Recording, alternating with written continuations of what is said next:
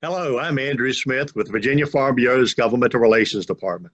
And I'm Stephanie Talon with Virginia Farm Bureau Government Relations Department. Welcome to Friend of the Farm Chats, where we sit down and just get to know legislators from the House and Senate Agriculture Committees a little bit better and learn more about their backgrounds and where they came from. And today, Stephanie, from the 24th Senate District, we've got Senator Emmett from Mount Solon, Virginia. Welcome, Senator. We appreciate you joining us today. How about kicking us off here and telling us a little bit about yourself and maybe why you first ran for office? Okay, well, thank you.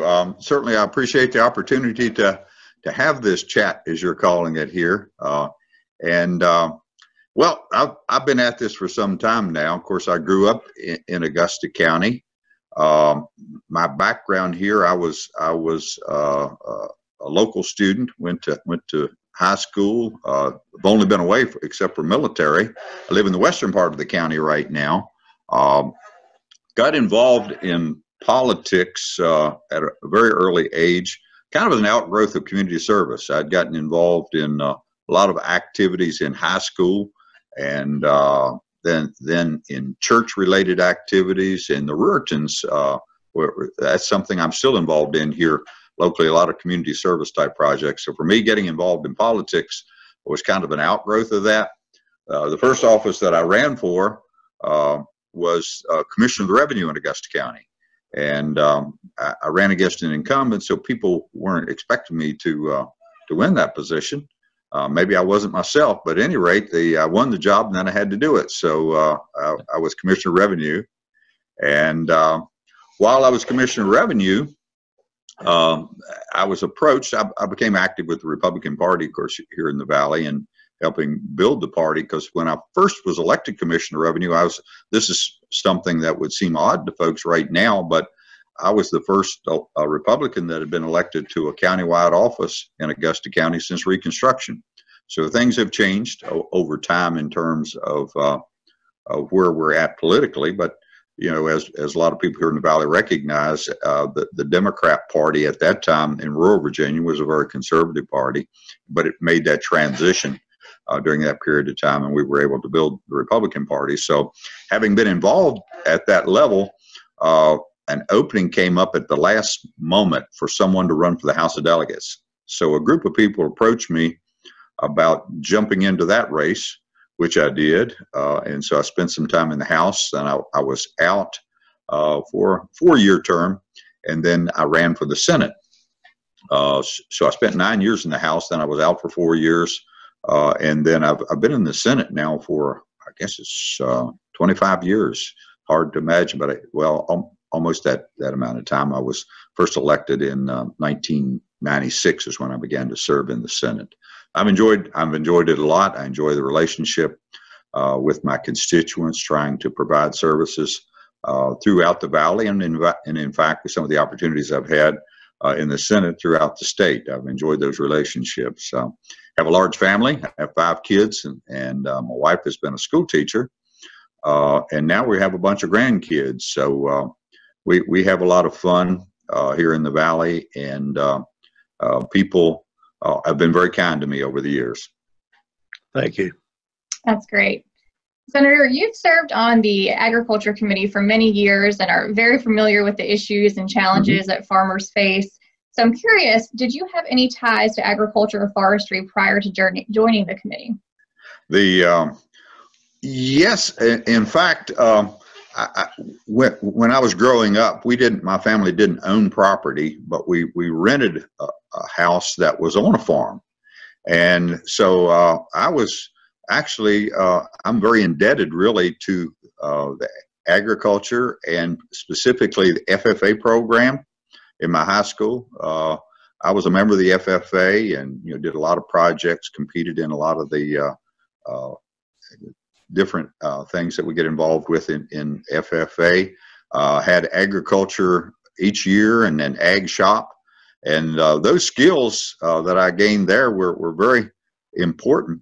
Leadership skills, parliamentary procedure that you learn in FFA and ag class were very important. So yes, I had had a milk cow and raised hogs and butchered hogs and all of that type of thing. And of course, growing up here in the Valley, you know, you're within the agriculture sector. So yes, I was very familiar before I went on the agriculture committee. So that was a plus. I'm curious, Senator, who was your agriculture teacher in high school? Bev Roller, who was actually actually Bev had served for a short time in the House of Delegates and as a part of his career, but he didn't stay long. He thought that was going to corrupt him if he stayed down there very long, and so he voluntarily left after a couple terms, or maybe just one term. I can't remember. But he was one of those people, particularly, and he passed away just a couple years ago. Went to his funeral. That inspired people like me. Some people that he saw potential in, and I remember when I was in the 8th grade, and they put me on the parliamentary procedure team as a green hand. And he just saw something in me, and he expected a lot out of me. So that was a very important part of my education and motivation, if you will, from Bev Roller. Yeah, he was a great guy. I was fortunate to get to know him during my state officer year. It was just outstanding guy. I'm glad that you mentioned him. Yeah. So Emmett, you grew up in an agriculture community in one of the strongest ag counties in the state. So but we often hear about legislators talking about things that they've learned on the committees they've served on, and even people with a background in agriculture or from a rural area, I think, learned something by serving on the ag committee. What have you learned by serving on the ag committee? Well, that's a broad question, but there's a lot that you pick up when you talk about policies related to agriculture, and certainly when you talk about the Senate Agriculture Committee, fortunately, or well, unfortunately, probably, we talk about a whole lot more than directly. I learned a lot about cats and dogs, actually, Andrew, on that committee, because we in a broad sense look at those issues as well. But I think specifically, it gives you a closer insight into what farmers face in terms of what they're confronted with in being able to maintain a livelihood, the challenges they face with sometimes the bureaucracies in state government, the things where marketing products is a good example of that, where we have to be mindful of how products are marketed, and really the need to create opportunities or work cooperatively with the ag community to make sure that those farmers can have operations that remain profitable.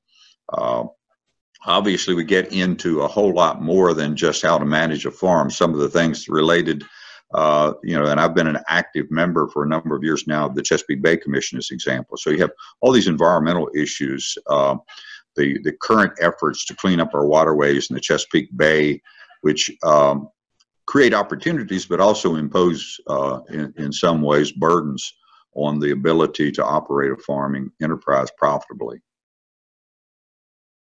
Right. When we were chatting prior to joining this call, you mentioned that you just got stuck behind a tractor this morning. So I think I know the answer to this next question a little bit, but can you tell us about your district and how agriculture and forestry fit into it?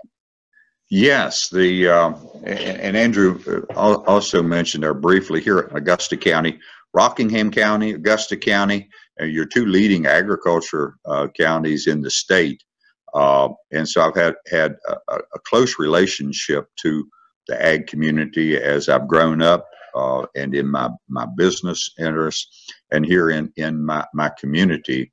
So right where I live and where I'm sitting today, when I look out the window, I observe like my neighbor just last week finished taking off a soybean crop. And immediately they were out there busy getting in some rye, a cover crop, winter cover crop. And I watched that, and I look off on the next hill. There are a couple of poultry houses there. The neat thing I like about the community here now, historically it's been a strong agriculture community, and that's continuing. Right now, as farms are transitioning to the next generation, a lot of those farms in right where I live are being purchased and taken over by folks from the old order Mennonites. So a lot of my neighbors now, instead of driving cars, are driving horses and buggies. And they're great folks, really contribute to the community here. And but in the area of their business, they all have to invest in the latest equipment. And it seems like that equipment is getting more costly, more sophisticated. So I see all of that. The vehicle that I was behind today was not your traditional vehicle. It was a big tractor with the round bales, you know, and it was slowly progressing down the road. But, you know, out in this neck of the woods, there are very few places that you can get around a tractor. Thank you, Senator. And I guess this could be a hard question. It sounds simple, but maybe for you, it would be hard to pick an answer. But when you think of agriculture and forestry, what do you first think of? There are a lot of directions you can go with that. Certainly from where I sit now and have sat, you know, I've had the responsibility and opportunity of chairing the Senate Finance Committee. I still, you know, we've transitioned in Richmond as far as the leadership, but I'm still on the Agriculture Committee and the subcommittee that deals with the monetary issues related to the ag and forestry industry. And nowadays, when I think about it, I think about the diversity that we have in the ag community throughout the state. I think about it in terms of being, and this surprises some people with all this, you know, the manufacturing and the different things with technology that go on in our economy here in Virginia now. But ag and forestry by far are still the leading contributors to our gross domestic product here in the Commonwealth. And so I think about that a lot. I think about the traditions of farming also, as you know, as I mentioned with where I came from, you know, my grandparents still were kind of a pioneer family. So you had your hogs, your dairy cow, your chickens, and that was, you know, you didn't have to go to a store very often. And a lot of my neighbors now are, some of them are even returning to that, even with small operations, where they have the small operations, which with the chickens and the hogs and what have you. My neighbors just up the road here, we had the cold spell last weekend. We're already butchering hogs, so that's something I used to do over the Thanksgiving holidays, and don't do that anymore. I'll let somebody else butcher those hogs and raise the hogs, but I'm the beneficiary of that. So generally speaking, when I think about ag specifically, I think about eating.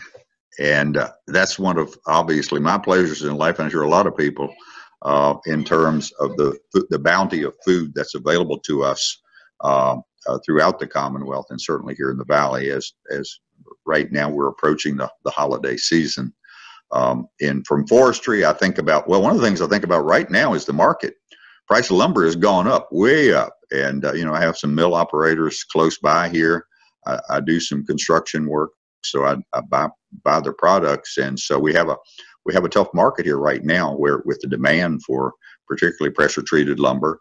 And so there's a lot of wood harvesting, obviously, in our area. I live right up against the mountain here. And so, yeah, in a broad sense, I think about a lot of things. I think about eating, and I think about the contributions to our economy. Thank you.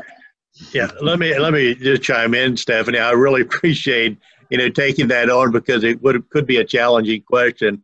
But Stephanie, one thing I wanted to pick up on, I really appreciate Senator Hanger for mentioning the diversity of Virginia agriculture, because I always preach that's really what helps us stay strong, as opposed to a state that only has one or two ag commodities that really create their market there. So we're very fortunate. I'm sorry to pitch in there.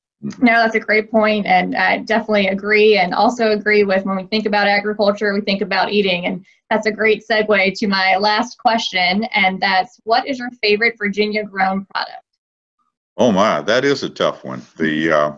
Well, I've gained more diversity over the years with that.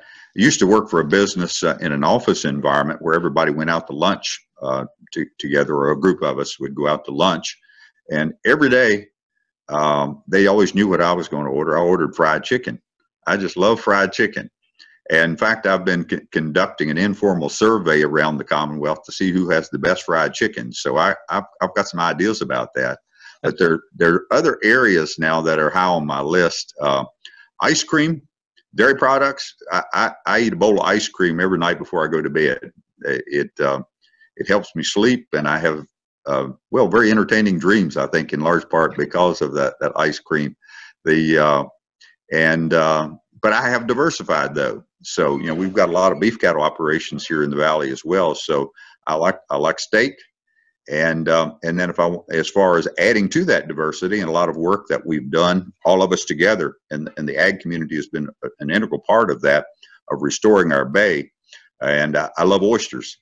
And so that's a part of our economy here now in Virginia, as well as we're restoring those fisheries and having a more bountiful supply of seafood. So I'm across the board on that. But if historically I would have easily said fried chicken, but you know, I'm more cosmopolitan now, I guess. I get into all of it.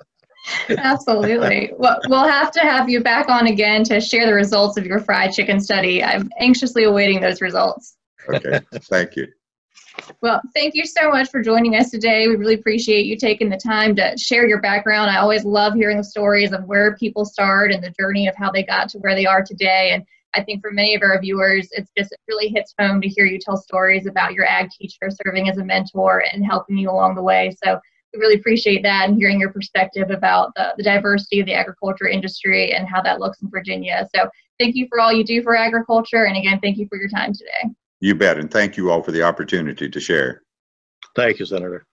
You bet.